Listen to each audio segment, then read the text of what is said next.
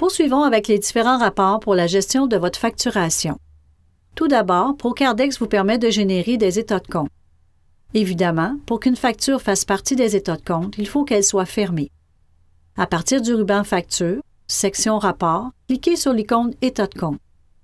Vous pouvez indiquer un code pour une ou plusieurs fiches ou laisser les champs vides si vous désirez tous les états de compte. Indiquez à quelle date vous désirez générer le rapport et cliquez sur OK pour continuer. Vous pourrez imprimer sur du papier en tête si désiré. Utilisez les touches CTRL-P pour démarrer l'impression. Il peut vous être utile d'imprimer les encaissements effectués pour une période donnée. Toujours à partir du ruban Facture, section Rapport, cliquez sur l'icône Encaissement. Indiquez la période appropriée, par exemple du 1er mars à aujourd'hui. Indiquez si vous désirez visualiser le rapport par date d'encaissement ou par numéro de facture. Cliquez sur OK pour générer le rapport. Un sous-total sera affiché par date d'encaissement. Poursuivons avec le rapport qui vous permet de réimprimer certaines factures.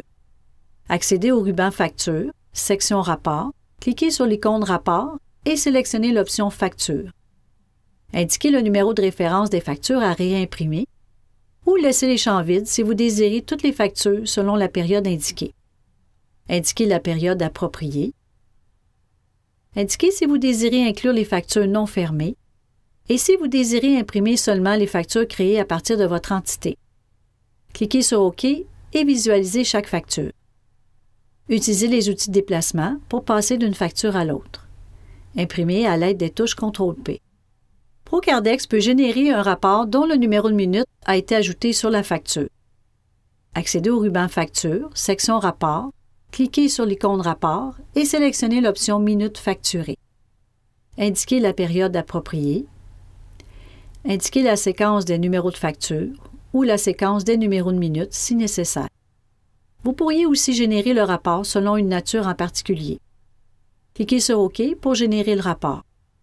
Vous obtiendrez la liste des factures dont le numéro de minute a été ajouté. Poursuivons maintenant avec un rapport qui vous permet d'obtenir la liste des dossiers qui n'ont pas été facturés. Il faut comprendre que ProCardex recherchera tous les dossiers qui ne contiennent aucune facture.